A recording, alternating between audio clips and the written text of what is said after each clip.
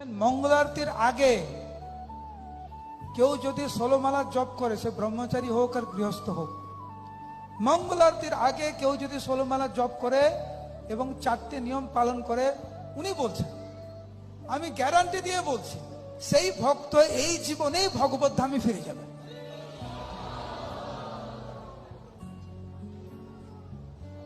প্রভুপাদ বলেছেন ভগবত ধামে যাওয়ার টিকিট হচ্ছে এই 16 মালা জপ। সংসারকে মেনটেন করতে কত পরিশ্রম করেন আপনি, তো আধ্যাত্মিক জীবন মেনটেন করতে 2 ঘন্টা দেব না? চাকরি করেন, ব্যবসা করেন, 8 ঘন্টা 10 ঘন্টা পরিশ্রম করেন।